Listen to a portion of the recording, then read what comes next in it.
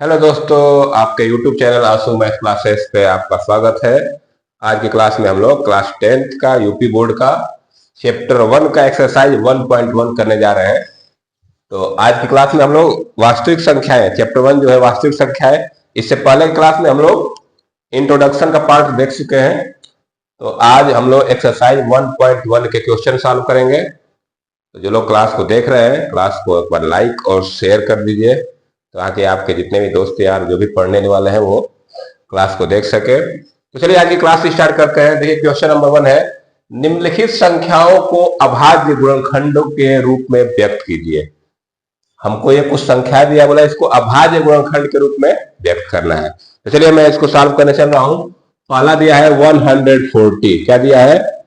140। 140 को लिखना है अभाज्य गुणनखंड के रूप में। ओके, पहले क्या करते हैं हम लोग 140 का अभाज्य गुणनखंड करते हैं। चलिए मैं इधर कर देता हूं 140 का अभाज्य गुणनखंड। अभाज्य गुणनखंड आप लोग करना जानते हैं। पहले इसको 2 से डिवाइड करते हैं हम लोग। 2 से करेंगे तो आएगा 70। फिर 2 से करते हैं तो आएगा 35। अब 35 2 से नहीं होगा, किससे होगा? 5 से होगा। 5 से करते हैं तो आएगा 7, ये 7 से करते तो आएगा 1।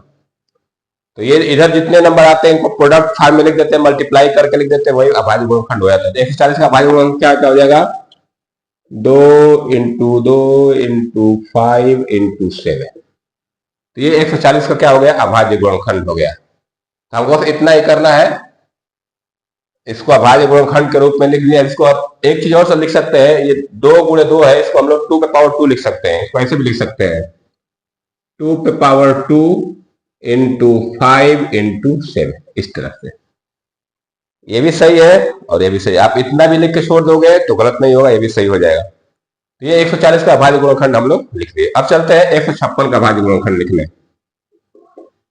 156 का 156 का कैसे गुणनखंड लिखा जाएगा? 156 का मैं यहाँ फैक्टराइजेशन कर देता हूं। अभाज्य गुणनखंड पहले 2 से डिवाइड होगा। ये कितने बार में डिवाइड होगा? 2 7 जब 14 और 2 8 जब 16, 78 टाइम। फिर 2 से करेंगे तो 2 से करेंगे तो आएगा 39। 2 से डिवाइड होने मतलब क्या? उसका आधा करते चलिए। अब 39 आ गया, ये 2 से डिवाइड नहीं होगा। अब किससे करेंगे? 3 से करेंगे। तो 3 से करेंगे तो आएगा 30, और 13 प्राइम नंबर है, अभाज्य संख्या है, तो लास्ट में 13 से डिवाइड करो, इतना छोड़ दो। तो 2 इंटू 2 इंटू 3 इंटू 13, तो क्या हो जाएगा इसका?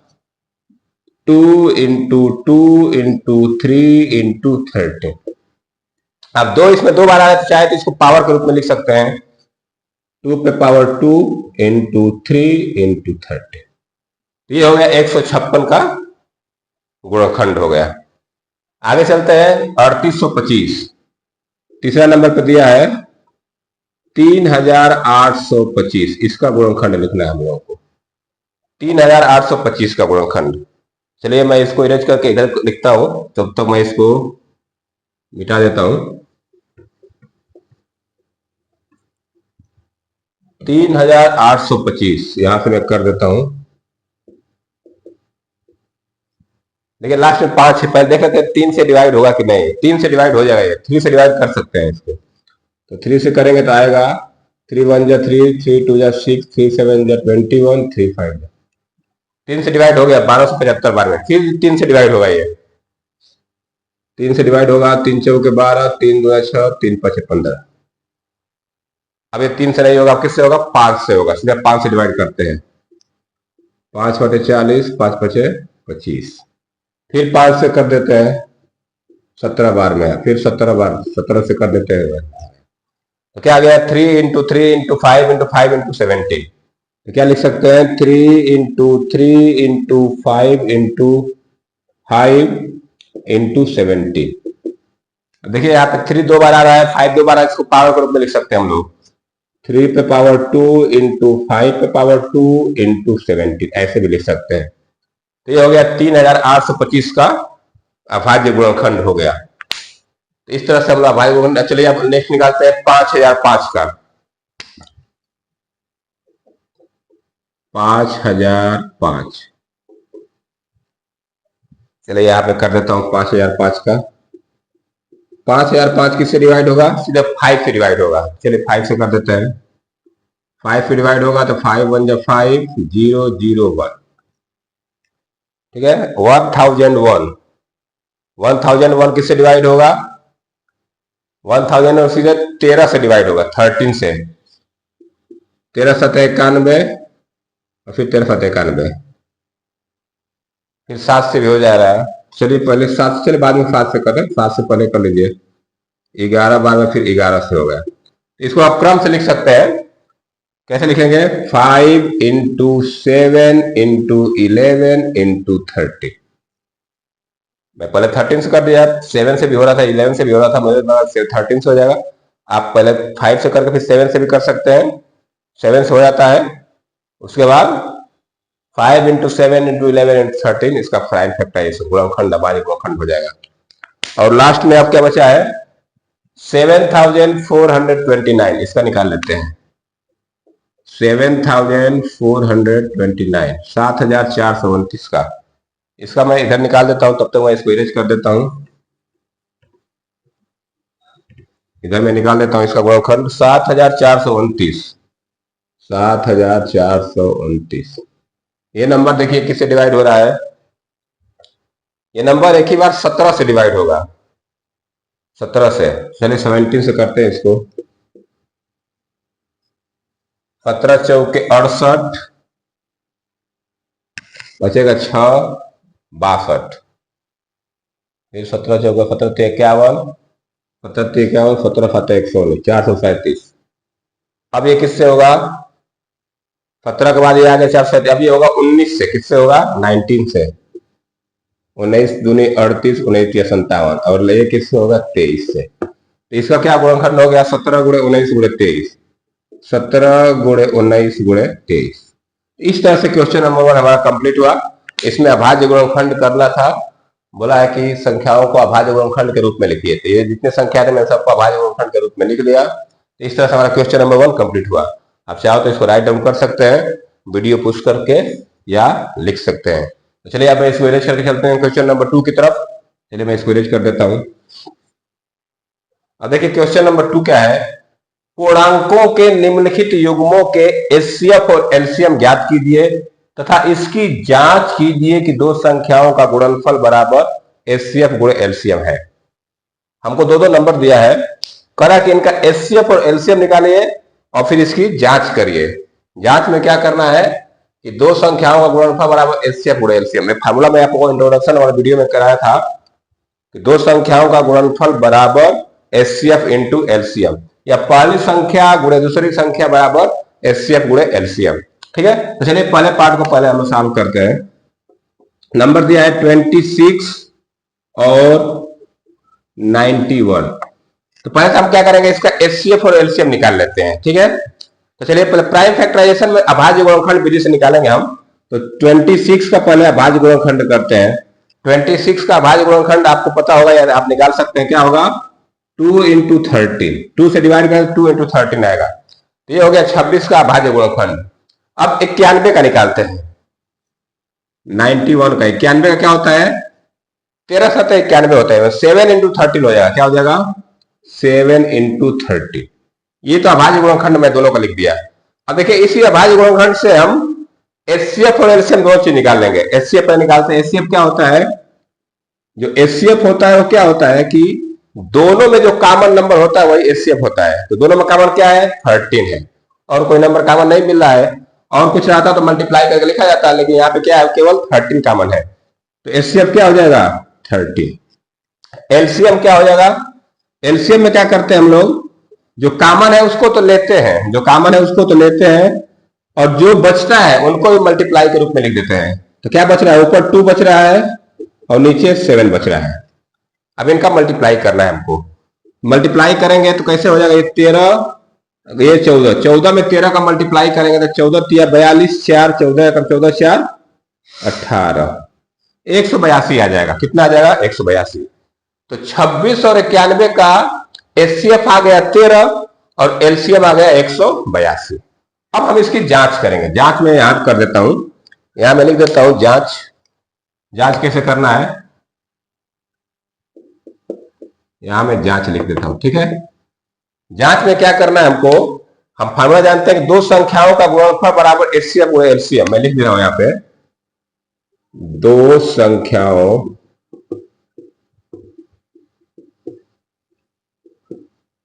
का गुणनफल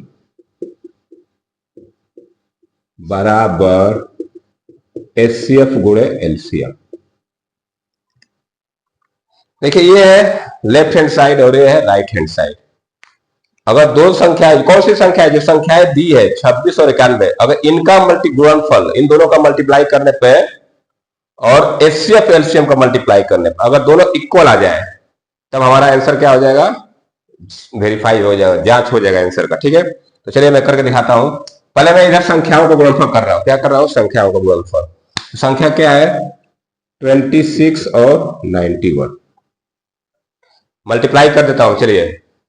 26 का 1 में करेंगे तो 26 होगा, 2 कैरी हो जाएगा, 26 9 जा, 26 9 जा क्या होता है, 234 होगा। क्या होगा, 234।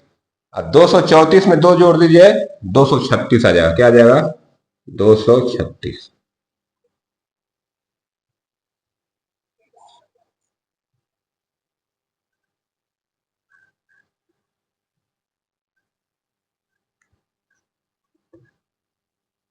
तो यहाँ मल्टीप्लाई में कर देते हैं एक बार थोड़ा सा।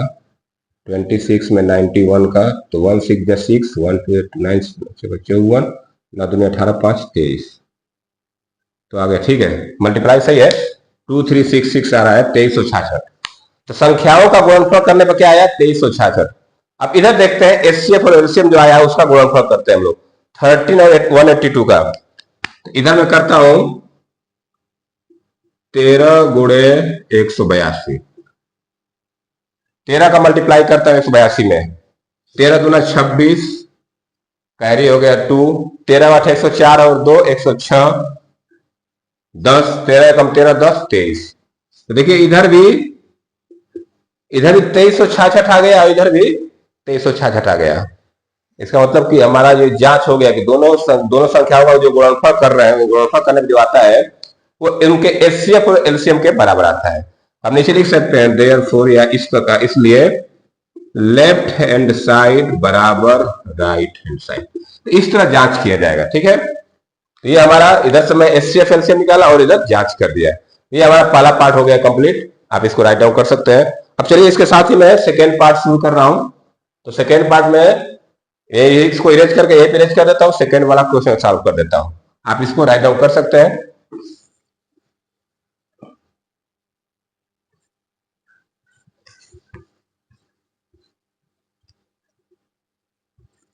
सेकेंड पार्ट करते हैं। सेकेंड पार्ट में क्या दिया, 510 और 92, 510 और 92। पहले तो हम इसका एचसीएफ एलसीएम निकाल लेते हैं। तो 510 का पहले अभाज्य गुणनखंड यहाँ पे मैं कर देता हूं, और 92 का भी अभाज्य गुणनखंड इधर मैं कर देता हूं। 510 का, 510 किससे डिवाइड होगा, 2 से डिवाइड हो जाता है, तो 2 से डिवाइड कर दीजिए इसको, तो आ जाएगा 2 2 2 5 10 2 5, 255 आ जाएगा। अब 255 2 से डिवाइड नहीं होगा, 3 से हो जाएगा। हाँ 3 से हो जाएगा, 3 से करिए इसको, 3 8 24, 3 5 15। अब ये 3 से नहीं होगा, फिर 5 से होगा, 5 से कर दीजिए, 17 5 85, फिर ये 17 से हो जाएगा। तो इसका भाज्य गुणनखंड क्या हो गया, 2 इंटू 3 इंटू 5 इंटू 70। तो 510 का भाज्य गुणनखंड कर दिए हम लोग, 2 गुणे 3 गुणे 5 गुणे 17। अब क्या करना है, 92 का करना है। 92 को मैं यहां पर कर देता हूं नीचे, अभाज्य गुणनखंड। पहले 2 से डिवाइड हो गया, 2 से डिवाइड करेंगे तो आएगा 46, फिर 2 से करेंगे तो आएगा 23, और ये 23 से हो जाएगा। तो 2 गुणे 2 गुणे 23, 2 गुणे 2 गुणे 23, ये अभाज्य गुणनखंड हो गए। अब हम निकाल सकते हैं एचसीएफ एलसीएम। तो पहले निकालते हैं एचसीएफ। एचसीएफ क्या होता है कि जो दोनों में कॉमन होता है, दोनों में क्या कॉमन दिख रहा है आप लोगों को, 2 दिख रहा है, केवल 2, केवल यहाँ पे 2 है, यहाँ पे और बाकी कोई नंबर, तो 2 हो जाएगा हमारा एचसीएफ। एचसीएफ क्या हो जाएगा, 2। एलसीएम देखते हैं, एलसीएम क्या हो जाएगा, जो कॉमन है उसको तो ले लेते हैं, फिर बाकी जो बच रहा है उनको भी ले लेते हैं। बचने में क्या क्या बच रहा है, एक 2 बच रहा है, एक 3, एक 5, एक 72, तो 2 into 2 into 3 into 5 into 17 into 23, इतने का मल्टीप्लाई करूंगा तब जाके मिलेगा हमको एलसीएम। तो चलिए मैं मल्टीप्लाई कर देता हूं। देखिए यहां से मैं कर देता हूं, 5 या 15, 15 दूनी 30 दूनी 60, इतने का मल्टीप्लाई करने पर तो 60 आएगा, और इसका मल्टीप्लाई करने पर 17 या 51, 5 17 दूनी 34, 5 39, 391, इसमें कर देते मल्टीप्लाई। 0 6 1 6, 6 9 54, 6 9 54, 5 हो गया, और 36 18 5 23, तो 23,460 आ रहा है एलसीएम। एलसीएम कितना आ रहा है? 23,460। तो ये हमारा एचसीएफ एलसीएम आ गया। अब मैं इधर जांच कर दे रहा हूं, इधर मैं जांच कर दे रहा हूं। तो मैं लिख देता हूं, फार्मूला क्या होता है? दो संख्याओं का गुणनफल, दो संख्याओं का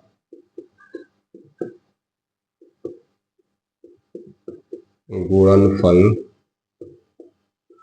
बराबर एचसीएफ गुणे एलसीएम। पहले हम संख्याओं का गुणनफल निकाल लेते हैं। संख्याओं का गुणनफल क्या होगा?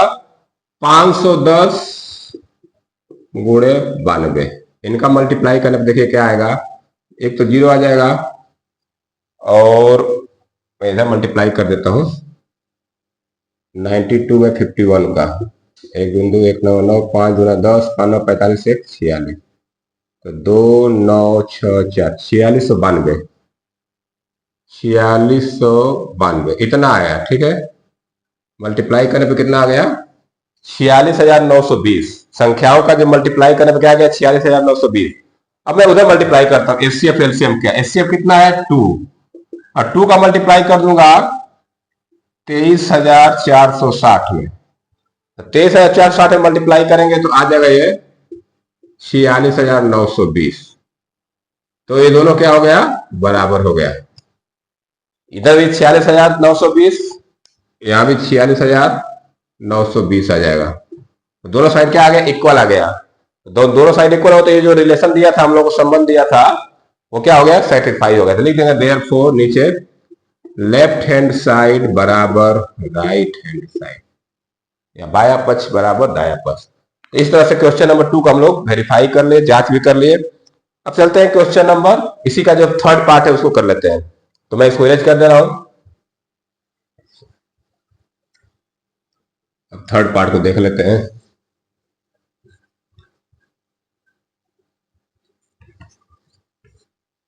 थर्ड पार्ट हमारा दिया है 336 और 54। नंबर क्या दिया है इसमें? 336 और 54। इन दो नंबर का हमको एलसीएम और एचसीएफ निकालना है, फिर जांच भी करना है। चलिए पहले एलसीएम एचसीएफ निकालते हैं। तो 336 का मैं फैक्टराइजेशन लिख देता हूं, गुणनखंड क्या होता है यहां में कर देता हूं। 336 किससे डिवाइड होगा? पहले 2 से होगा, 2 से कर दीजिए। 2 से करेंगे तो आएगा 2 1 2, 2 6 12, 2 से 12, 2 8 16, फिर 2 से होगा 2 8 16, 2 से होगा, फिर 2 से होगा 42, फिर 2 से होगा 21, फिर 3 से होगा 7। तो क्या गुणनखंड हो जाएगा इसका? 2 गुणे 2 गुणे 2 गुणे 2 गुणे 3 गुणे 7। तो 336 का अभाज्य गुणनखंड मैंने लिख दिया, 2 गुणे 2 गुणे 2 गुणे 2 गुणे 3 गुणे 7। अब लिखते हैं किसका? 54 का। 54 का, 54 का क्या होता है मैं इधर करके दिखाता हूं आप लोगों को। 54 का कैसे निकालेंगे? 2 से डिवाइड करिए 27 बार में, फिर 3 से करिए 9 बार में, 3 से करिए 3 बार में, 3 से करिए 1 बार में। तो क्या आ गया?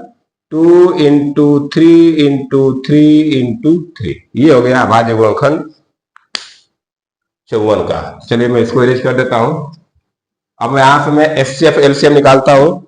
तो पहले मैं एचसीएफ निकालूंगा। एचसीएफ के लिए क्या करते हैं हम लोग? Common number. कॉमन क्या है इसमें? पहले तो दोनों में 2 मिल रहा है, एक और एक 3 मिल रहा है, यही कॉमन है। एक 2 मिल रहा है दोनों में, एक 3 मिल रहा है, तो 2 3 6 हो गया एचसीएफ। अब लिखना है हम लोग को एलसीएम। एलसीएम देखिए कैसे निकालेंगे। जो कॉमन है उसको तो ले लीजिए, इसके बाद जो बच रहा है उसको लिखिए। देखिए यहां से मैं 3 2 बच रहे हैं, तो 2 into 2 into 2, फिर एक 3 कॉमन निकल के 2 3 बच रहा था, और एक 7 बच रहा था, इतना बच रहा है। इनका मल्टीप्लाई कर दीजिए तो एलसीएम आ जाएगा। चलिए मल्टीप्लाई कर देते हैं। 2 दूनी 4 दूनी 8 दूनी 16 48, ये तो हो गया 48, 3 3 9 7 63, 48 गुणे 63, इनका मल्टीप्लाई करना है। इधर मैं कर देता हूं मल्टीप्लाई। 48 में 63, 3 8 24, 3 4 12, 2 14, 6 48, 4 अच्छा 4 24, 4 28, तो 4 8 4 12, 8 1 9 1 10, 2 1 3024 आ गया। क्या आएगा ये 3024, तो इसका एलसीएम आ गया। तो एचसीएफ क्या आया, एचसीएफ आ गया 6 और एलसीएम आ गया 3024। तो एचसीएफ एलसीएम निकाले। अब जांच कर लेते हैं। जांच में वही काम करेंगे हम लोग, दो संख्याओं का गुणनफल, दो संख्याओं का गुणनफल बराबर एचसीएफ गुणे एलसीएम। इसी फार्मूले में रख के देख लेते हैं। पहले संख्याओं का गुणनफल निकालते हैं हम लोग। 336 गुणे 54, इनका मल्टीप्लाई करके लिख लेते हैं। इधर मल्टीप्लाई करेंगे तो क्या आएगा, इधर मल्टीप्लाई कर देता हूं मैं। 336 में 54 का 4 6 24, 4 3 12 2 14, हासिल 1, 4 3 12 1 13, 5 6 30, 5 3 15, 3 18, हासिल 1, 5 3 15 1 16, तो 4 4 8 3 11, 7 1 8, 18,144 आ रहा है। कितना आ रहा है, 18,144। ठीक है, तो ये हमारा संख्याओं गुणनफल करने पे इतना आ रहा है। देखिए उसका कितना आ रहा है, एचसीएफ एलसीएम को गुणनफल करके देख लेते हैं हम लोग। एचसीएफ एलसीएम को गुणनफल करके देख लेते हैं। तो एचसीएफ आया है 6 और ये है 3024, इनका मल्टीप्लाई कर देते हैं। तो 6 4 24, 6 4 24, 6 2 12 2 14, हासिल 1, 6 1 6,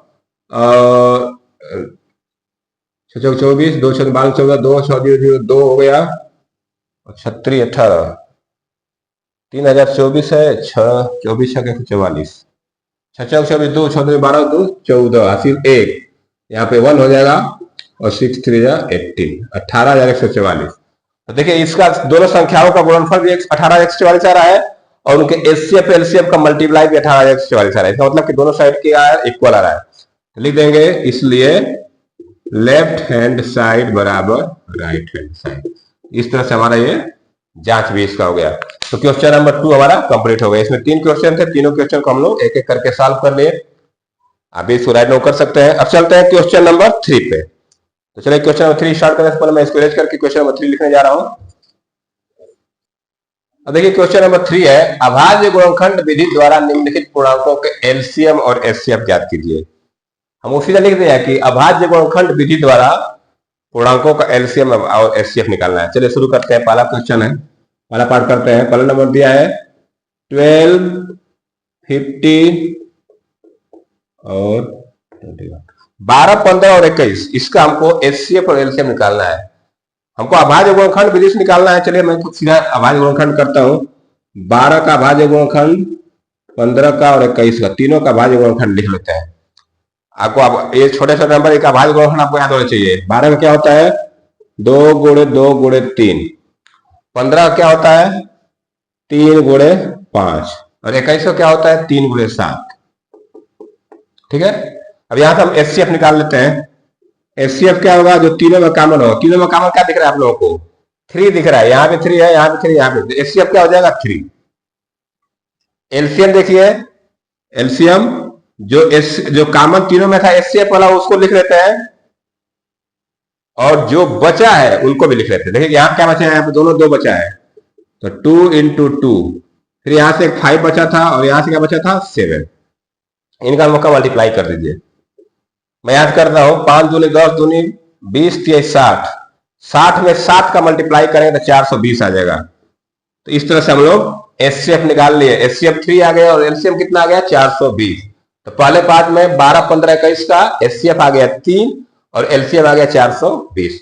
अब मैं सेकेंड पार्ट इधर कर देता हूं। सेकेंड पार्ट में यहां कर देता हूं।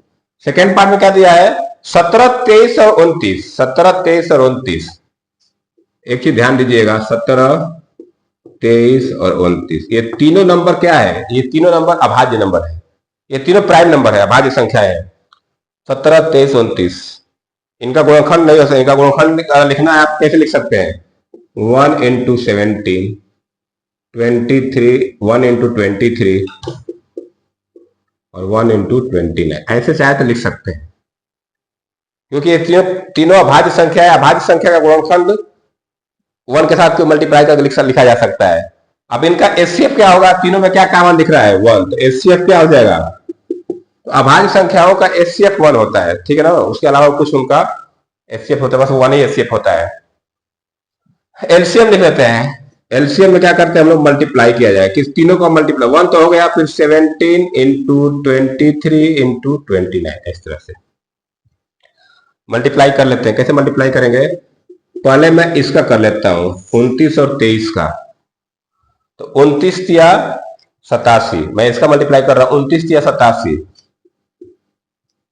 8 हासिल हो गया। 29 गुना 58, 58 में 8 जोड़ दीजिए, 58 में 8 जोड़ 66 आएगा।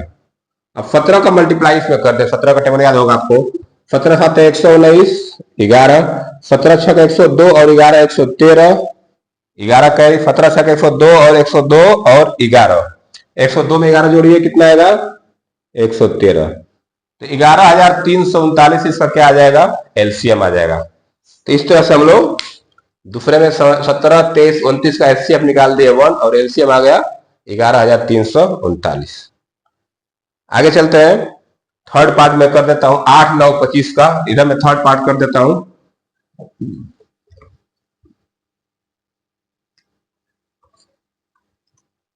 थर्ड पार्ट में दिया है 8, 9, 25, 8, 9 और 25, इसका एचसीएफ निकालना है और एलसीएम। चलिए अभाज्य गुणनखंड लिखते हैं पहले। 8 का अभाज्य गुणनखंड क्या होगा? 2 गुणे 2 गुणे 2, आपको पता होना चाहिए। 8 का अभाज्य गुणनखंड 2 गुणे 2 गुणे 2। फिर दिया है 9, 9 का क्या होता है? 9 का 3 गुणे 3, 9 का हो जाएगा 3 गुणे 3, और 25 का 5 गुणे 5, ये हो गया। अब देखिए यहाँ भी हमको एक भी नंबर कॉमन नहीं दिख रहा है, इसमें भी, इसमें 2 2 है, इसमें 3 3 है, 5 5 है, इसमें कुछ भी कॉमन नहीं दिख रहा है। तो जहां कुछ भी कॉमन नहीं दिखे तो उसका एचसीएफ क्या होता है? 1 होता है। एचसीएफ क्या होता है? 1 होता है। एचसीएफ 1 हो जाता है। जहां कोई भी नंबर कॉमन ना दिखे तो वहां एचसीएफ क्या हो जाएगा? 1। एलसीएम क्या होगा? इसका एलसीएम देखिए कैसे निकालते हैं।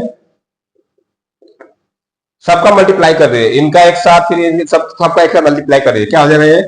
2 into 2 into 2 into 3 into 3 into 5 into 5, यही चीज होगा। समझो कि 8, 9, 25 का मल्टीप्लाई हो रहा है ना। देखिए मल्टीप्लाई कैसे करेंगे हम लोग, यही नंबर का है, चाहो तो आप ऐसे कर दे, 25 में 8 का करें, 25 8 क्या होता है? 200 होता है, 25 8 है 200, और 200 में 9 का मल्टीप्लाई कर दीजिए, तो 2 9 18, 1800 हो जाएगा। क्या आ जाएगा? 1800।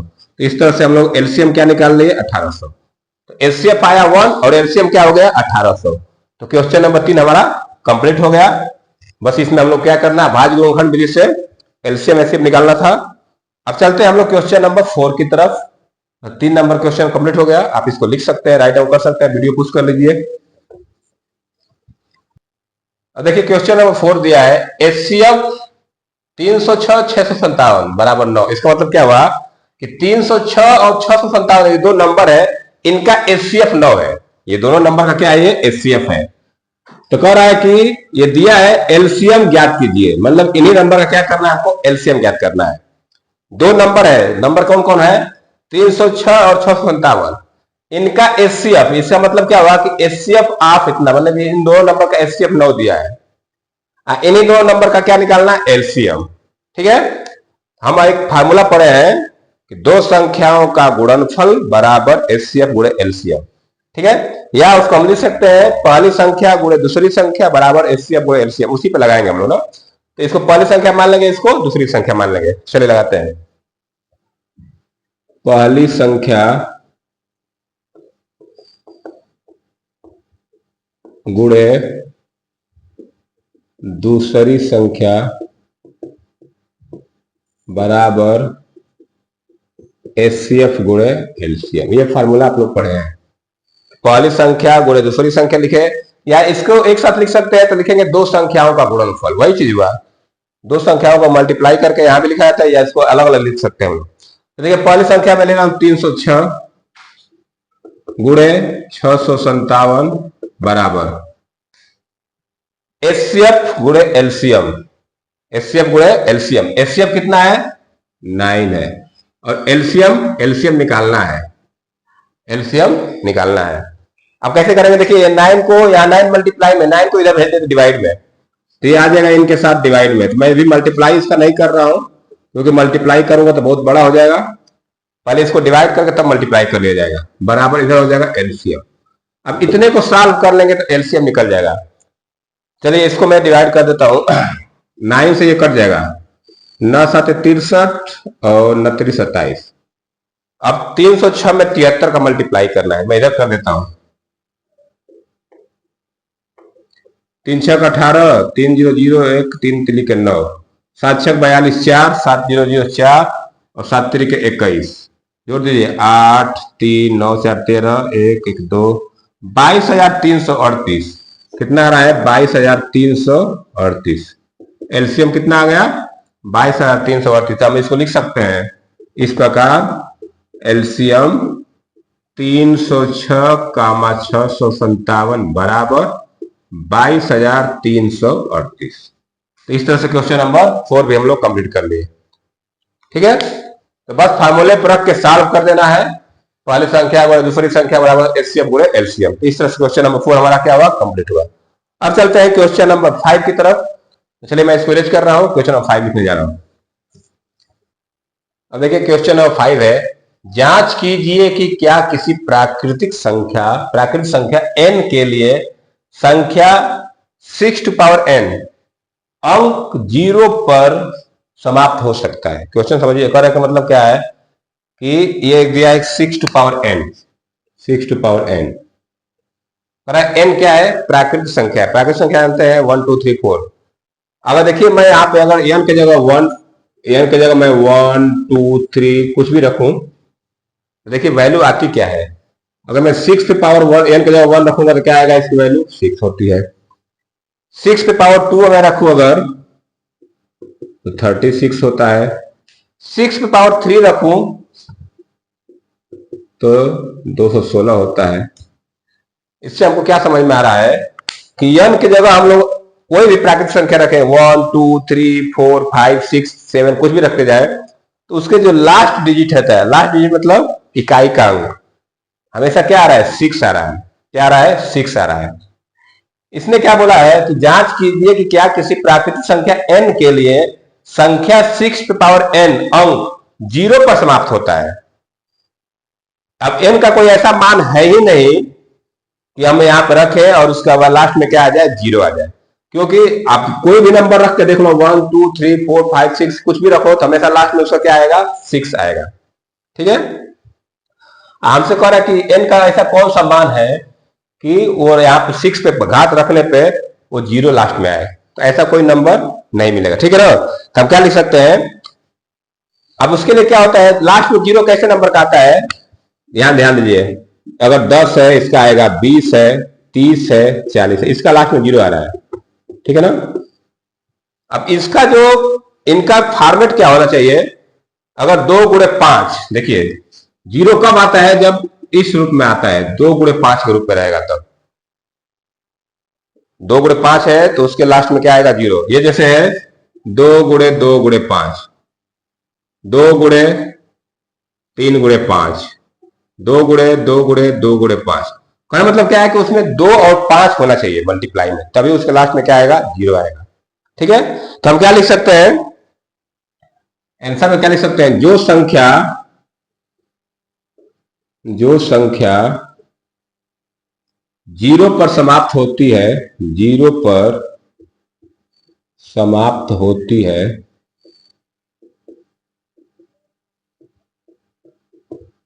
उसका गुणनखंड, यहां कामा लगा दीजिए, उसका गुणनखंड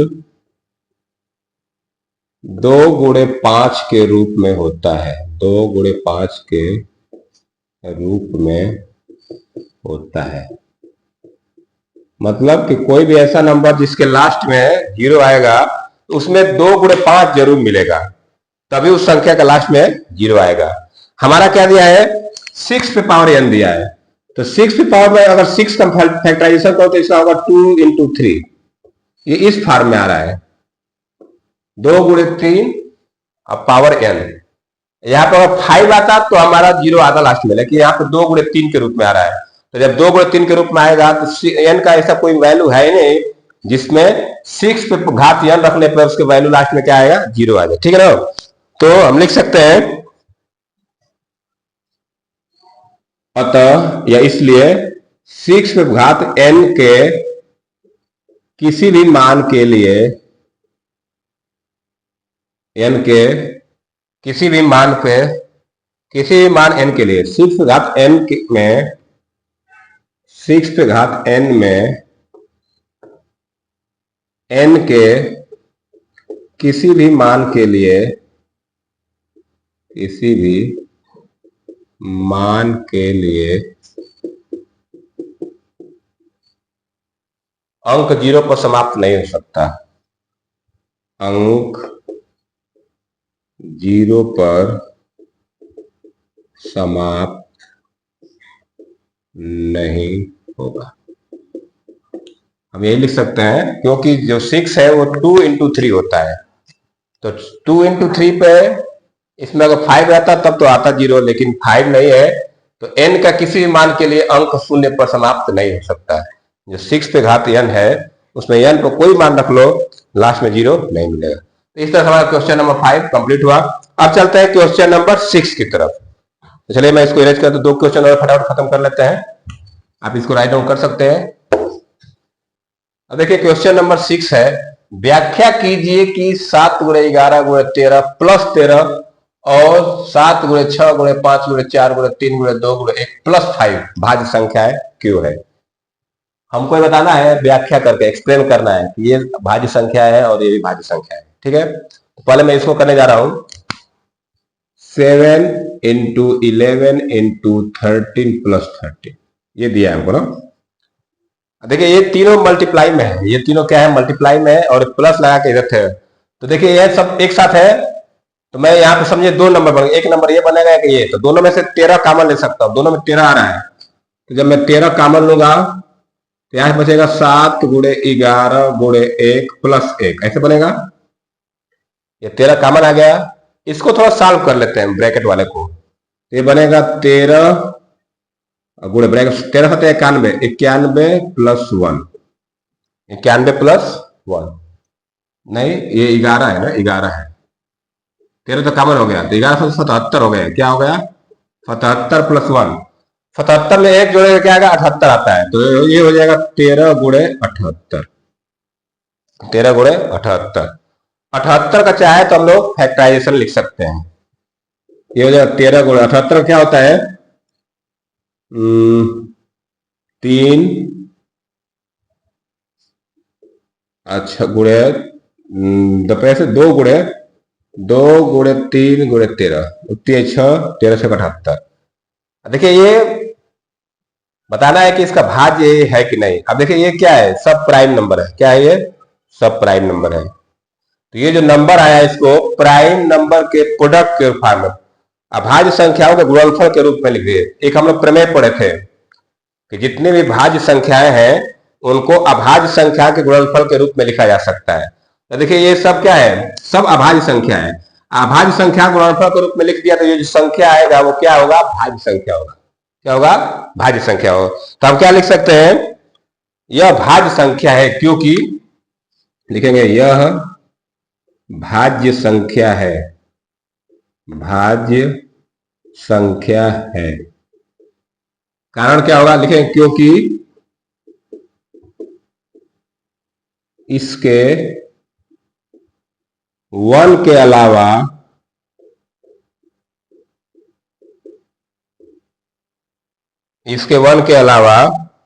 अन्य गुणनखंड भी है, अन्य गुणनखंड भी है, अन्य गुणनखंड भी है। तो इसको तो हम लोग देख लिए कि क्या है, भाज्य संख्या है, क्योंकि इसमें इसका 1 के अलावा और गुणनखंड है, 13 गुणे 2 गुणे 3 गुणे 13। ठीक है, भाज्य कब नहीं होगा, जब केवल उसका एक ही गुणनखंड, एक के अलावा कोई गुणनखंड नहीं हो तो भाज्य हो जाएगा। अब दूसरे वाला कर लेते हैं, इधर मैं कर देता हूं दूसरे वाले को। 7 गुणे 6 गुणे 5 गुणे 4 गुणे 3 गुणे 2 गुणे 1 प्लस 5, इस तरह दिया है। ये यहां से लेके यहां तक सब मल्टीप्लाई में है, तो इसको एक नंबर माना जाएगा। अब प्लस 5, अब देखिए 5 इसमें भी है, 5 यहां भी है, 5 कॉमन निकाल लेंगे। 5 में कॉमन निकाल लेता हूं। जब 5 कॉमन निकाल लूंगा तो देखिए अंदर क्या बचेगा, 7 गुणे 6 गुणे, ये आपका यहाँ पे 1 हो जाएगा, 1 गुणे 4 गुणे 3 गुणे 2 इंटू 1 प्लस 1, ऐसे हो जाएगा। अब इसको थोड़ा देख लेते हैं हम लोग। 5, देखिए ये तो प्राइम में ठीक है, इसको ऐसे लिख दिए 7 इंटू 6 को मैं लिख सकता हूँ 2 इंटू 3, 4 को लिख सकता हूँ 2 इंटू 2, और एक बार मल्टीप्लाई पहले कर लेते हैं, रुकिए पहले मल्टीप्लाई करके 1 जोड़ लेते हैं। चलिए मल्टीप्लाई करते हैं। 2 तिहाई 6, 6 चौके 24, 24 और 42, 42 और 24 का मल्टीप्लाई करेंगे प्लस 1। पहले इनका मल्टीप्लाई कर लेते हैं, फिर 1 जोड़ लेंगे हम लोग। तो 2 तिहाई 6 चौके 24 और 42, तो चलिए ये हो जाए 5, 24 दूना 48, 4 24 चौके 96 और 4 क्या होता है 100, 1008 प्लस 1, ये हो जाएगा 5 गुणे 1009, 5 गुणे 1009।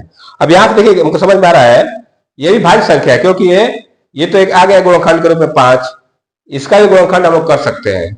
आप गुणनखंड करें नहीं करें तभी कोई दिक्कत नहीं है, तो हम इसको भी लिख सकते हैं यह भाज्य संख्या है, लिखेंगे इसलिए अतः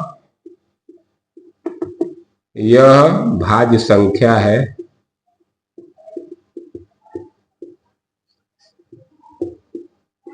क्योंकि 1 के अलावा